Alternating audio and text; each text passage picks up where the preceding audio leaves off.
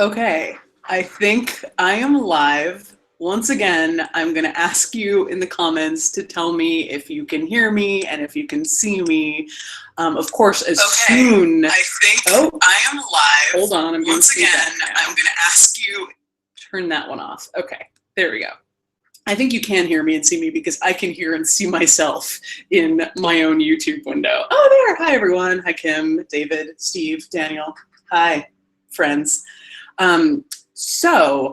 Of course, I don't know if you can hear in the background, as soon as I sat down, the weed whacker starts going off next door, which is the story of my life making videos as well. Every time I sit down to make a YouTube video, it's like a calm, quiet afternoon, and then either the weed whacker starts going off or my neighbor starts going in and out of the house. I'm like, are you moving today? Today is the day you're moving furniture out of your house?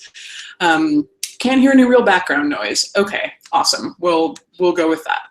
So welcome, everybody. Thank you for coming.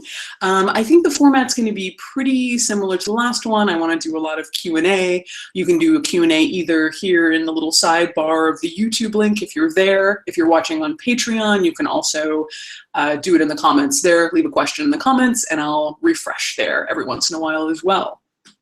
Two things that I want to talk about as well, maybe I'll stagger them throughout, but we've been having a lot of discussions about newsletters, our thrilling, exciting life that we lead. But we're talking about newsletters because, can hear you, okay, checking in on that. Because we do a newsletter. Currently we do a tiny letter, but they're shutting tiny letter down, so I can't do that anymore. We could do MailChimp, MailChimp, if you remember Serial, and we could do that. We could up it there, but it costs a fair amount of money, and I feel like currently the newsletter that we do isn't super thrilling.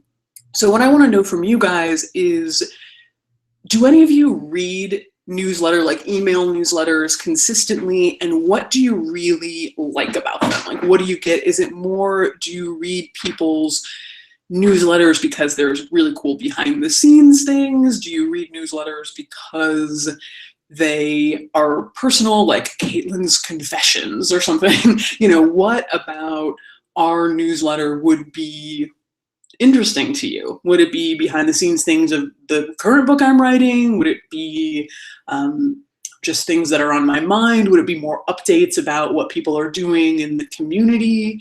Yeah, I think I just don't read enough newsletters, so it's always hard to create something when you're not a consumer of it necessarily.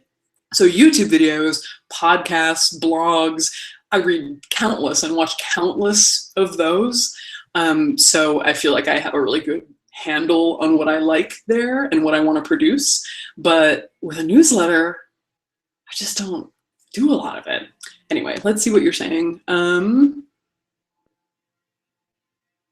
Okay, it says that some people say that they read them as well. Anyway, just think about it. Think about what you are interested in, and I will go back. If I don't see your comment now, I promise it's really easy for me to just like go back through the comments and scroll and give them more time and thought at the end of the live stream. So let's jump into some questions, shall we? I'm gonna go back to Patreon. Oh, so many windows open. Oh, here we go, cool. Oh, this is a question a lot of people have that I actually talked about in the Deathling Den. Got your new book arriving tomorrow. Hi, Emma. I'm just wondering if you're planning a UK book tour.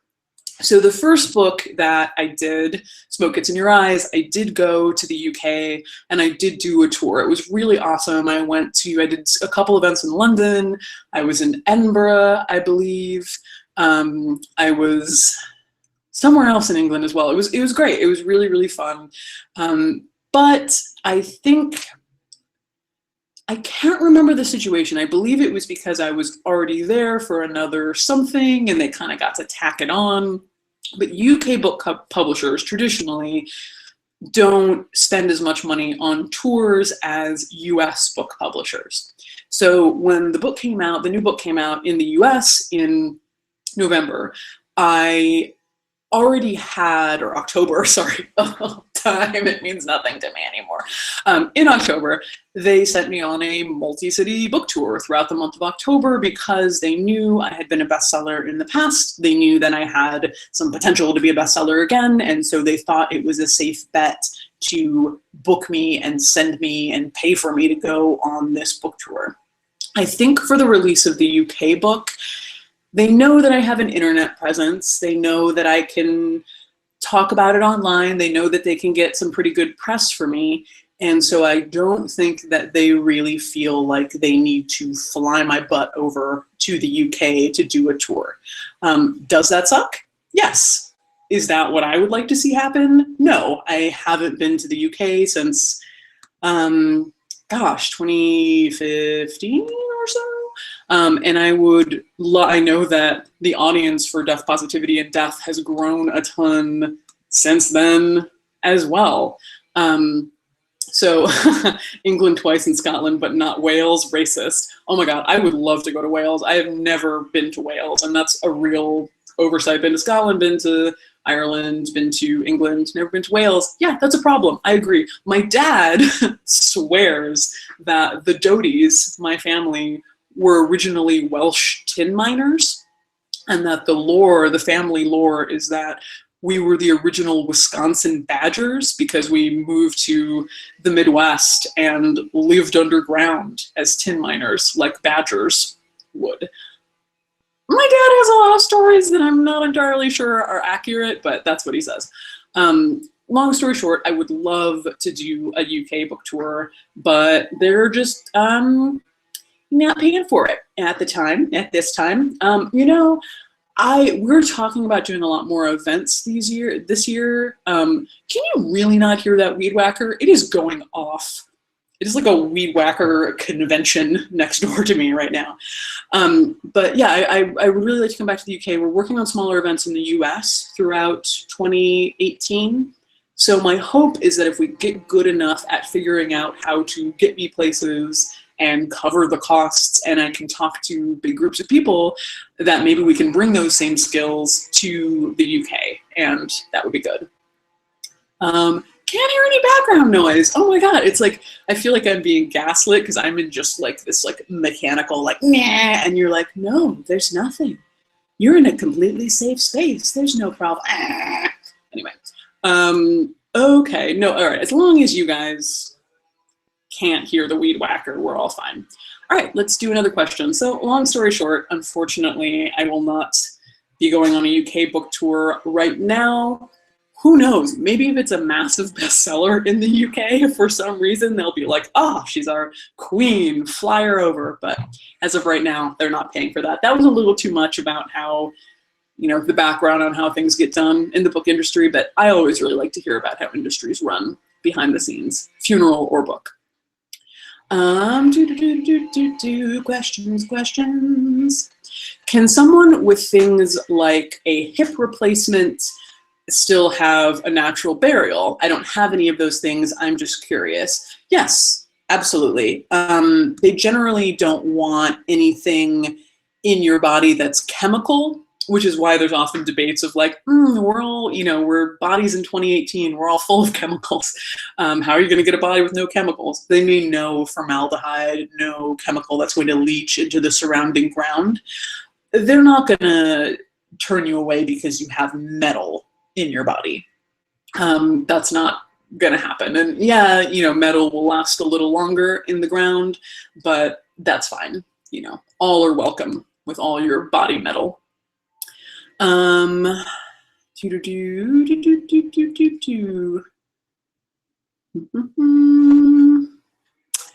saw a question that I don't see anymore about burial certificates, which is not fun for anybody else, but I kind of wanted to talk about because I was like, burial certificates. So something that most people don't know is that when somebody is cremated, you usually have a certificate that comes with the urn and the ashes that says what's going to happen with the ashes.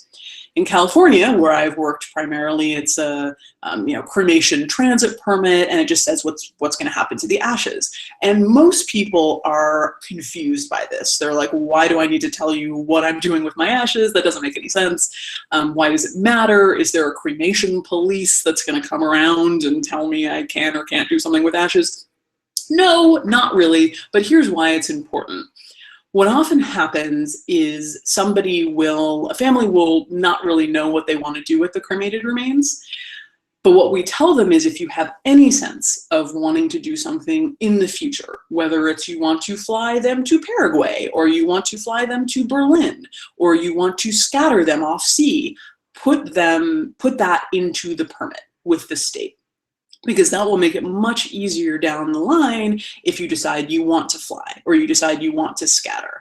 Don't put your home address if you're not really going to leave it at home, because you have to go through the whole process again and get another permit for the cremated remains. Where you see this most often is flying. So for example, I want to go with my mom's urn from Hawaii to Ohio. When I get on the plane in Hawaii, if I'm just carrying a mysterious sealed container full of gray powder, anonymous gray powder, trying to get on an airplane, they're like, tell me again what this is. And if I have a permit for the cremated remains that, like, this was my mom, this is when she died, this is me stating that I was going to transfer her to Ohio, that could be really valuable. In that case, if the TSA person is trained properly, they'll go, oh, okay, I see these are cremated remains, carry on. Of course, there have been horror stories where people have still opened the urn and rummaged through the ashes. I'm just like, why? But for the most part, having that correct permit should help you do that. Same thing with sea scattering. If you come down and you're on a boat and someone's like, what are you doing? Throwing all this powder. You can say, but I said that I was planning to scatter at sea off the coast of Orange County, California, or wherever. So that's the importance of the burial permit. Again, this is the kind of stuff that I do all day, but is not that thrilling to the average person. Okay, let's see. Is it true that corpses moan and that has freaked you out? You know, I don't know that I wish I had a really good corpse making weird noises story. A lot of funeral directors do, and sometimes those are the main stories that are turned into ghost stories, or it's so freaky to work at a crematory or a cemetery or a funeral home stories. Because what happens is when you die, there's a lot that's still going on inside your body. I've said this before, but yeah, okay, you might be dead, but the bajillions, that's an official number, bajillions of bacteria living inside your body are still eating your insides. Blood is no longer flowing, so they don't have a nutrient source, so they're just kind of eating, and you're bloating, and gas escapes, and burps escapes, and humans can make noise that just sounds like, and of course, if you're alone with a dead body, that can be a little freaky, and it's really unpleasant, and it sounds like the body is coming alive. And I totally get, before you knew that science, before you had that tangible science, of course you would think that the corpse was coming alive or was still alive and was communicating with you. Of course you would think that. People know the science and they still think that. I totally imagine that it would be really freaky to be around a body that moved somehow or made a noise just because of the biology that was happening post-mortem. I've definitely seen, things move a little bit, or little strange things with a dead body, but I've never had a full-on, like, which even with all my firm secular attitude, I still think that would make me freaked out, I'm pretty sure. Okay, let's take a question from Patreon.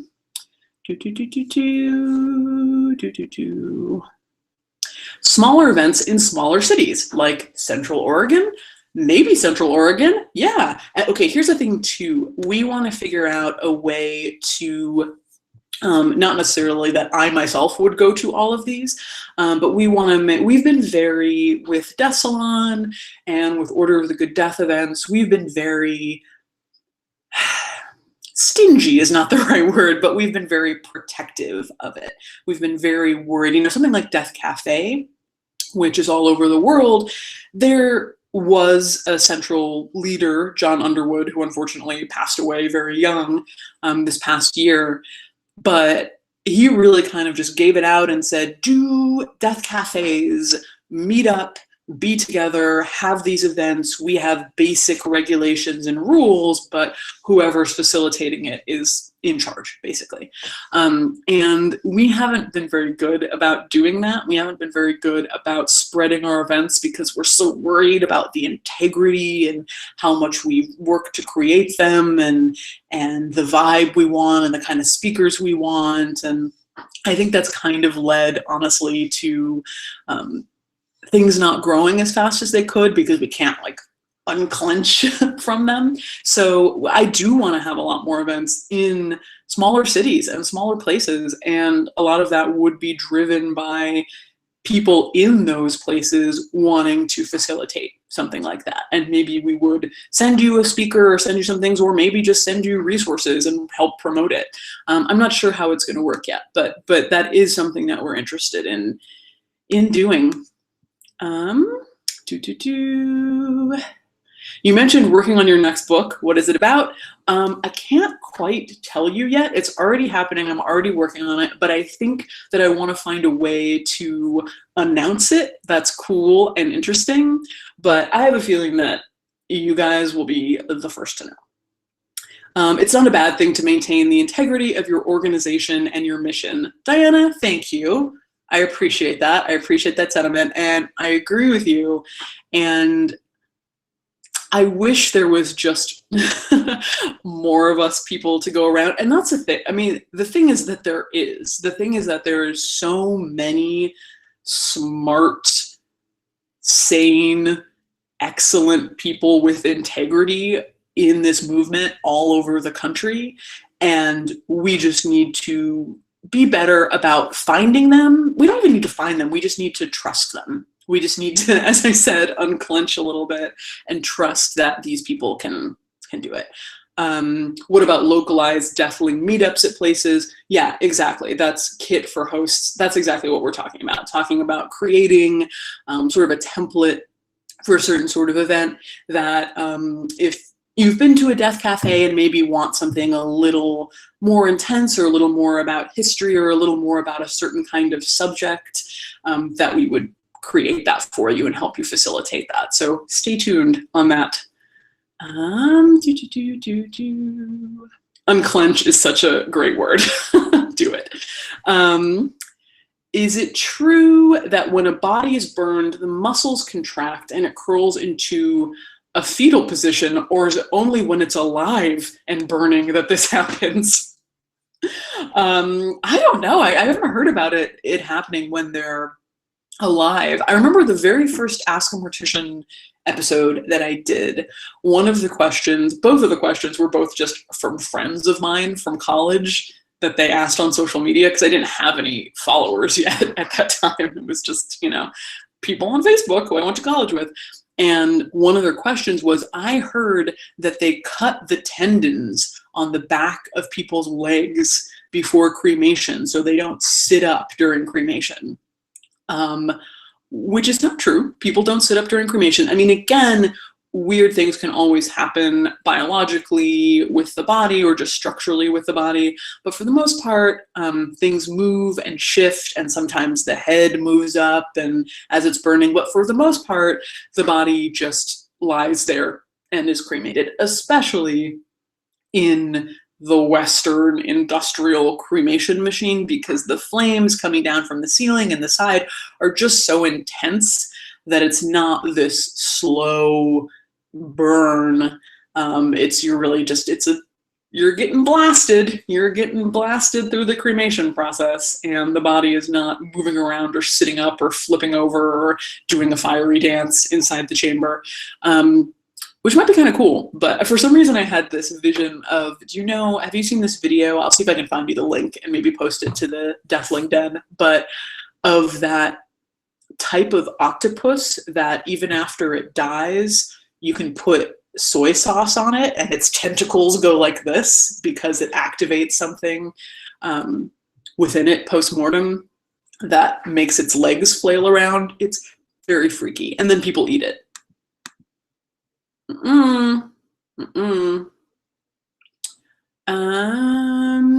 Ashley, I'm super curious. Is there any parts of the body / fluid / byproduct of a specific disease that you've come into contact with that really turns your stomach? I mean, yes is the answer. Yes is the very honest answer. Oh, people are talking about the octopus. Hey, octopus. The video did rounds in every vegan group I was in a while ago. It's awful. Yeah, I actually don't. My my partner makes a lot of fun of me for this. The fact that I'm mostly vegetarian. Every once in a while I'll eat shrimp, but I absolutely will not eat octopus because they're so smart. And I just won't do it. I won't do it. They're too smart. They're like pigs. They're just like, they can unlock locks and climb out of things and like being like, dance, octopus dance. It just feels wrong to me. I don't know. No judgment on you if you eat anything, but okay. Back to bodily fluids from corpses that disgust me. I think the thing that really disgusts me, bloods don't disgust me. Bile doesn't disgust me. I think it's really like pus and yellow things. Like I think I might have mentioned this in the video. I can't remember if I did, but like taking out dentures and there's like that kind of curdy, yellow cheesy stuff that's in the mouth.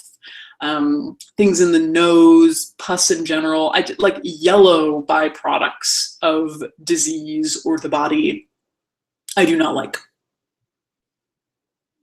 I'm against yellow byproducts. I won't go I want to make this a pleasant live stream, so I won't go too far into this. I'll spare you right there. Okay. Body metal. Body metal! Okay.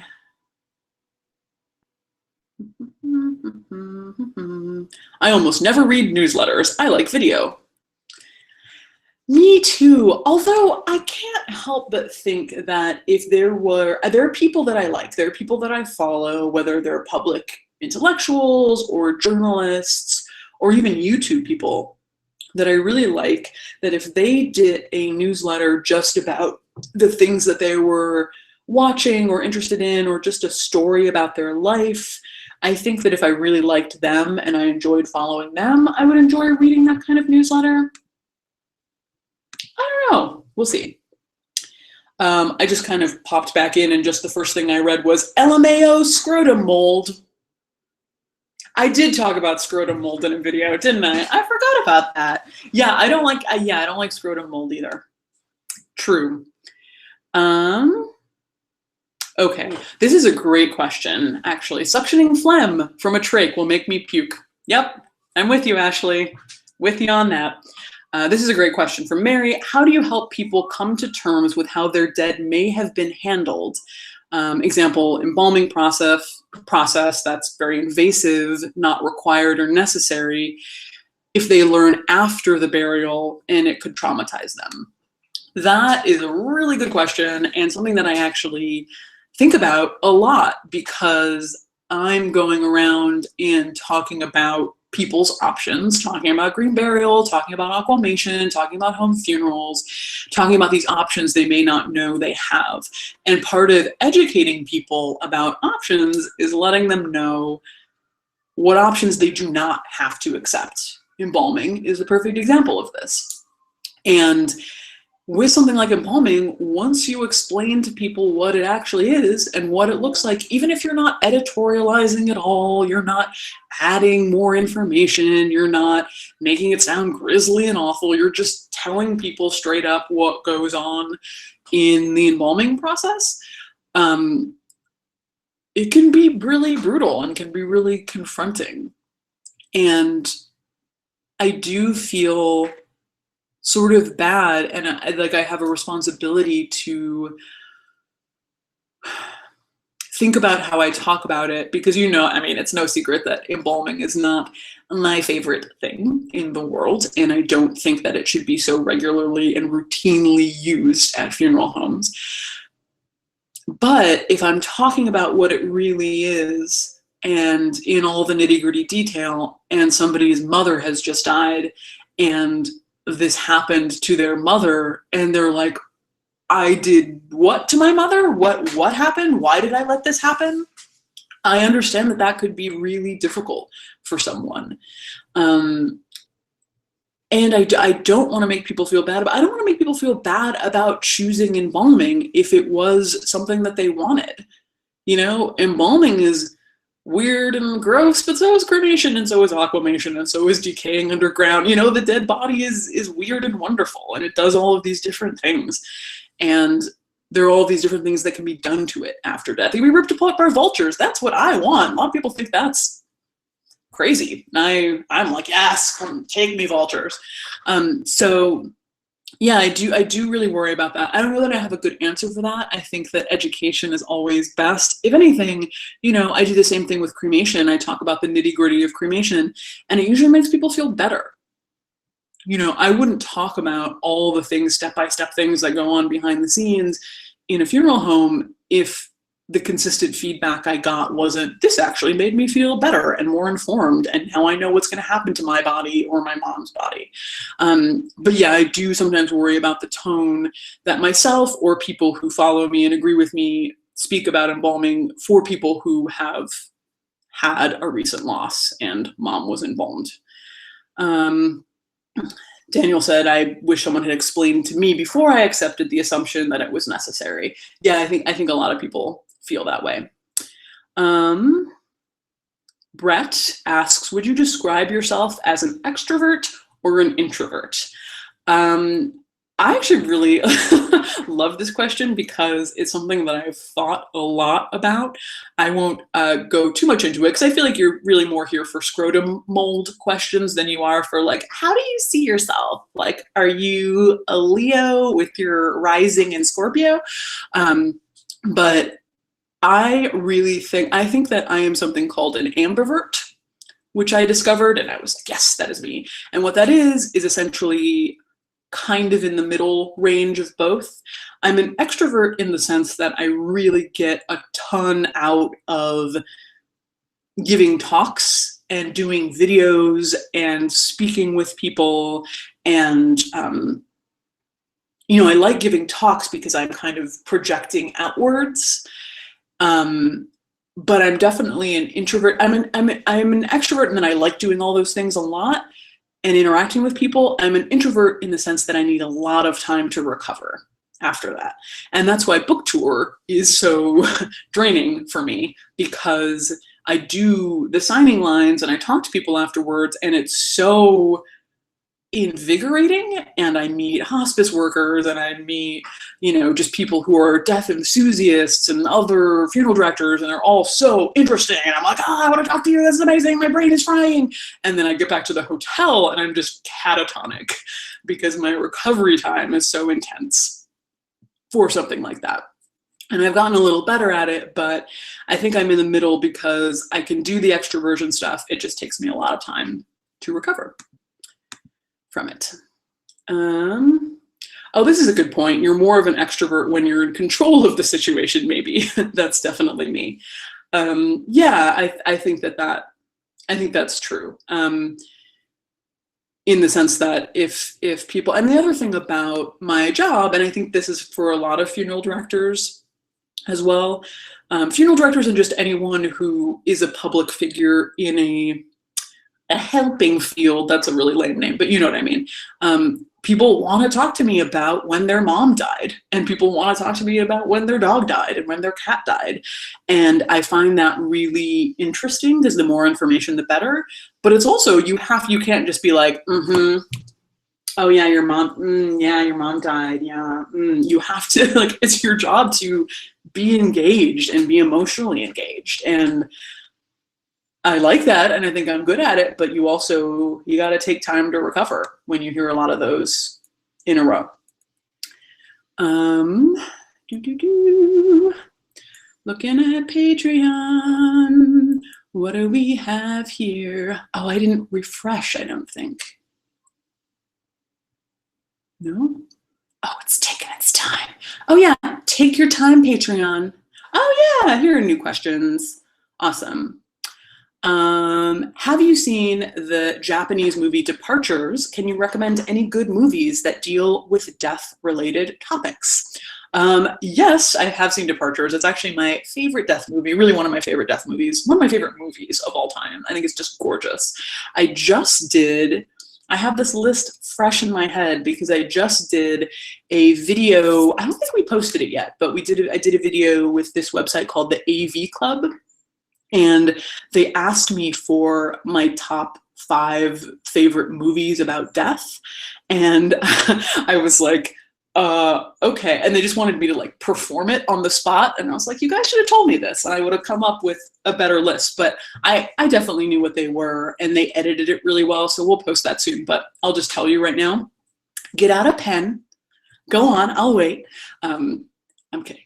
But okay, Certain Kind of Death, about indigent burial in Los Angeles. If you want to see behind the scenes footage of a crematory in Los Angeles, you'll get, and bodies, and you'll get the full picture from this documentary, and it's just fantastically done.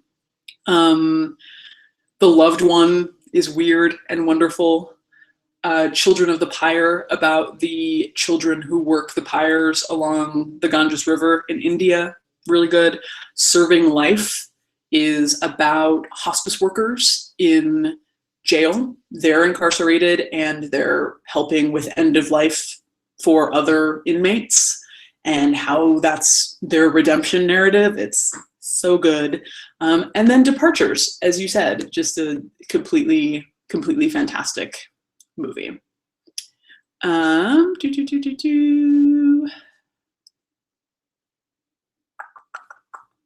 Those are some movies you can watch. Ambiverts, woo! Hey. More Ambiverts. Hey, I just watched A Certain Kind of Death. Isn't it very good? Would you say, here's another pop culture question. Would you say the show 6 Feet Under was accurate about the funeral industry in general? Yes, I do. I definitely do.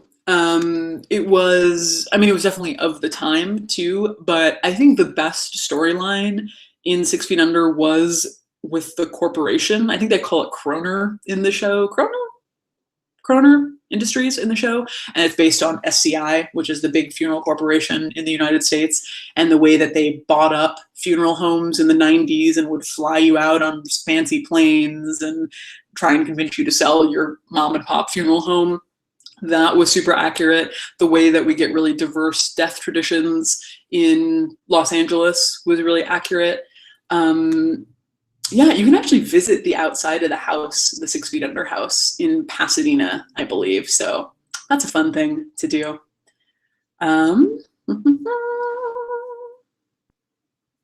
Always humming to myself.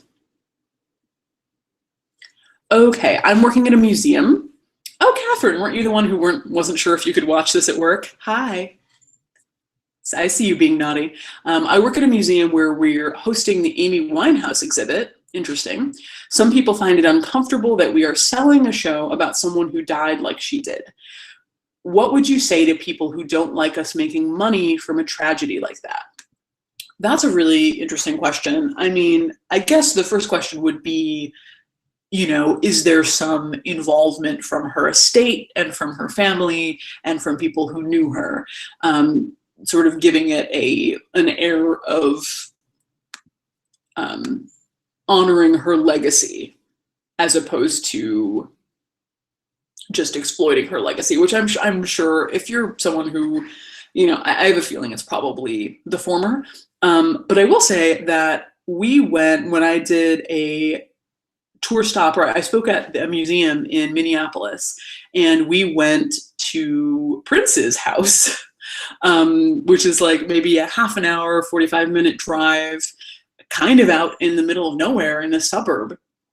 And Prince's house was this giant recording studio.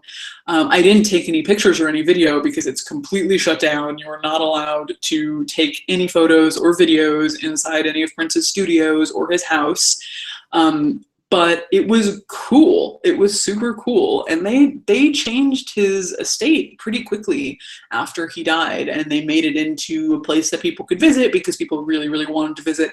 And you got the sense that even before he died, he was setting up his estate to be almost a museum. Like his house was already kind of a museum even before he died. And you get the sense that he would have wanted this.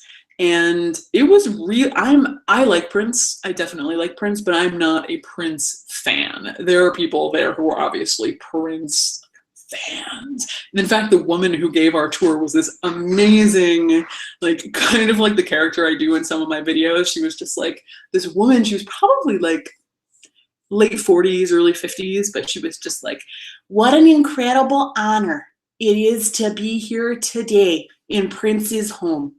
I have been a Prince fan for as long as I can remember. And now I am going to share this amazing place with you. Follow me now. And so you go around and you see all of his outfits, and he was so small, like it would have taken like 40, like 4 of his outfits to fit on me as a 6'1" woman. And she was just like, this, of course, is his iconic outfit from 1987's like The Tiger Shark or whatever. You know, he had a lot of obscure movies that he did as well, and you know, including the big movies. And I don't know, it was so fun. It really genuinely seemed to be honoring him. It really like seemed like a place that his fans could come and that it would be really cathartic. I know regarding Amy Winehouse, I know that my partner Amber, who helps me run Undertaking LA, the funeral home, she loves Amy Winehouse. She loved Amy Winehouse. She has expensive fan art from Amy Winehouse. She dresses up as cosplays as Amy Winehouse. She's very, very into Amy Winehouse, and I think probably for her, a museum exhibit with actual artifacts and things honoring Amy would be really cathartic for her, and I think she would really, really enjoy going to that. So yeah, that's my thought on that. I think people can tell the difference between exhibits that are done with tact and taste and to really honor someone, and exhibits that are just exploitative. I think that people can tell the difference. I think you can trust people to tell the difference. And if somebody comes and says, you know, you're exploiting Amy Winehouse, you should probably just let them come in and say, why don't you check it out? Why don't you get a sense of what we're offering here, and then see if you still feel that way at the end of this, after the experience, and then we'll have a larger discussion. Okay. Mike, I think Mike was the one who asked about the burial permit. If you're going to go out and scatter ashes, like a park or the beach, which are public places, do you need to get permission first, or should you just not get caught? Smiley face. Okay, well, as your funeral director, Mike, I certainly did not tell you that you should just go do it. You know, I am a funeral professional, and I, of course, told you that scattering on public places without permission of the state or the land, even private property without permission of the landowner. You really do need that, and you should not scatter anywhere that you do not have permission to scatter. So as your funeral director, I have told you that that is the state law. And whatever you do beyond that with your inorganic small amount of cremated remains, I, of course, cannot control. Nor would I attempt to control it. Okay, let's see what else is going on here. Oh, here we go. Heard back from Catherine. The exhibition is designed by Amy's brother. So yes, the family is involved. There you go, even more so. I think for me, the gut check moment for me is always some kind of family involvement. I know it can get a little weird because there'll be like a husband and a family and sometimes they're fighting. But for the most part, if some well-intentioned person from the family is really trying to give fans the ability to engage and mourn with these artifacts of a famous person, I love that, and I think it's fascinating, and if it's done in good taste, A+, yes, let's do it. I'm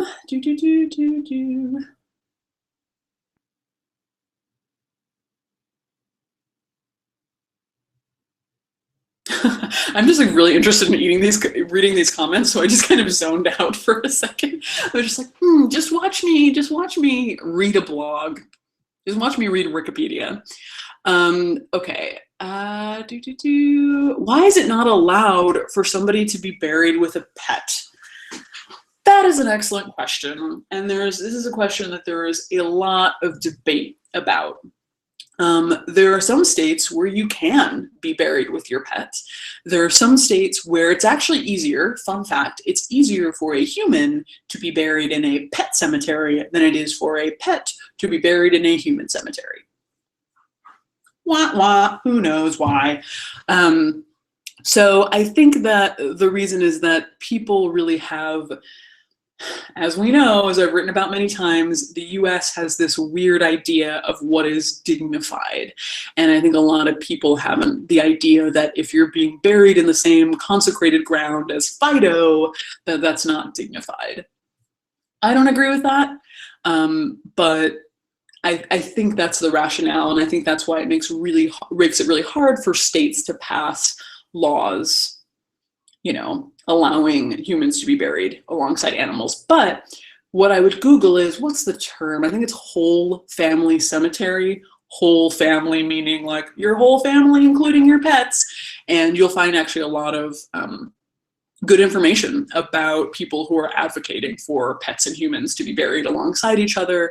There's a good friend of mine, Sonia, wrote an article for The Atlantic, I believe, about whole family cemeteries. So that should be one of the first things that comes up when you Google it. Okay, I'm gonna do, oh, it's already been 45 minutes. Time flies when you're having so much fun with friends. But let's do, not sponsored by Honest Tea, half lemonade. Let's do maybe 2 more questions. What do you think? 2 more questions and then wrap it up? Okay, questions. I'll do one from Patreon and one from Ashley, what about being buried with your pet's ashes? Is that okay? Well, again, like I told you with scattering ashes, I've been in a situation where somebody really wanted their dog's ashes. The dog was already dead, and they wanted their dog's ashes slipped into their casket. And this was at the beginning of my career, and I just couldn't imagine not doing it. You're not supposed to do it, but I couldn't imagine being like, no, I know you have this big casket and you paid for, you know, this whole plot and you're doing all of this, but we can't put your totally inert, innocuous, tiny urn of dog ashes in with you. So you just kind of slip them in. I'd say just don't tell the cemetery. Don't tell the cemetery. Woo! Okay. And let's do one more question. Yeah, half tea, half lemonade, and Arnold Palmer. Yes. I don't think Honest Tea calls it that, though. I don't know if Arnold Palmer, it's not a brand, right? Anybody could do it? Okay. Let's do a final question. You know what? I never went back to the Deathling Den. I feel bad about that. You know why I feel bad about that is because there are people, obviously lots of people in the Deathling Den who aren't $3 donators.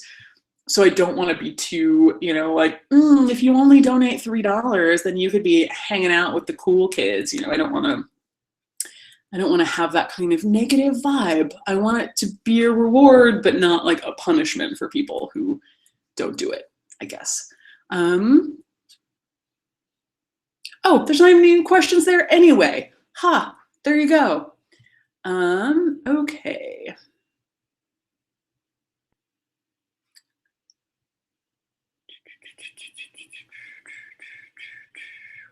What will my final questions be? It's so cool to have so many of you here, but I worry that I'm missing some good questions, which is a shame. Let's go back to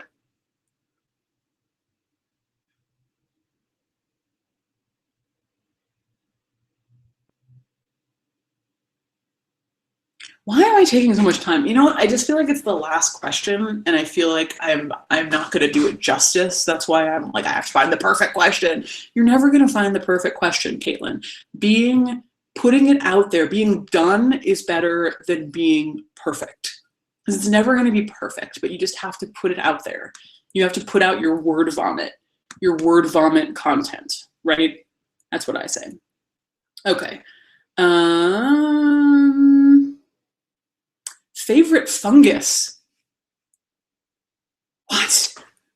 I don't know my favorite fungus. I think you're someone who clearly knows funguses and you're a fungus advocate, which is why you're asking me that. I think that you should tell me what my favorite fungus is. Where's the death movement going to be in 10 years? Oh, that's a great question from Groundswell Project. Hi, Groundswell Project. You should follow them as well. That's a good question. I think that my perception on that changes a lot. I don't think... Okay, I'm going to really make this my final question and not go on this for about 10 minutes, but I think that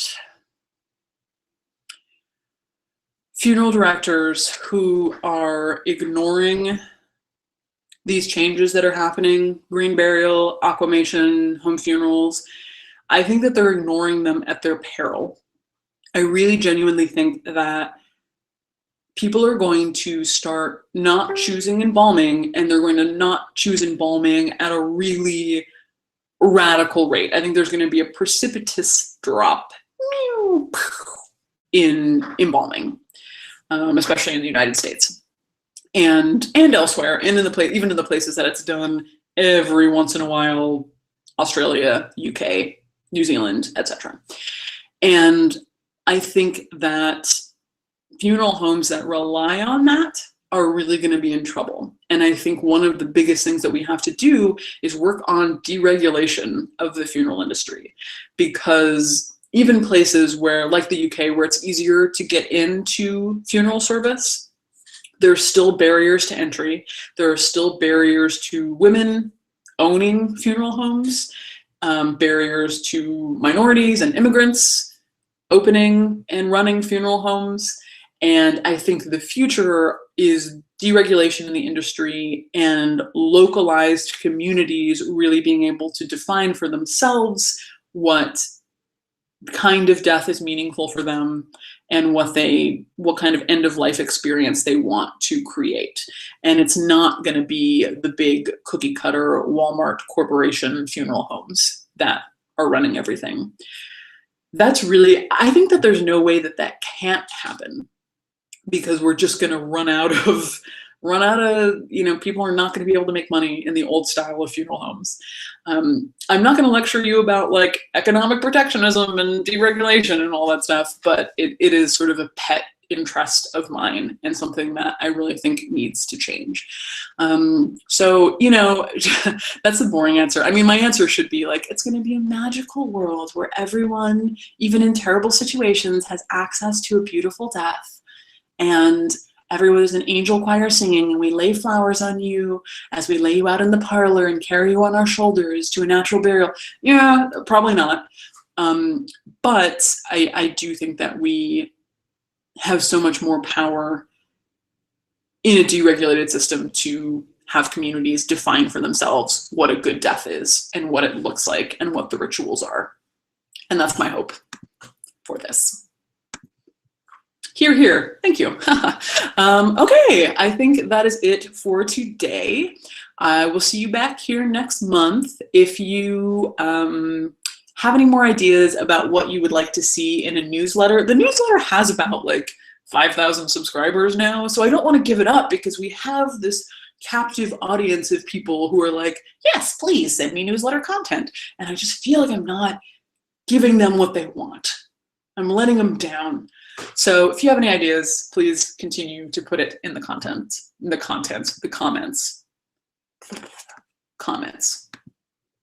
Speaking gets hard at the end of this after monologuing for, 50 minutes. Okay, thank you so much, Deathlings. I really appreciate it. We have a video that you have been asking for coming out tomorrow morning. I'll just say that. I'll see you then, and I'll see you around Patreon and around the Deathling Den. And thank you so much for coming. I'll see you soon. Bye.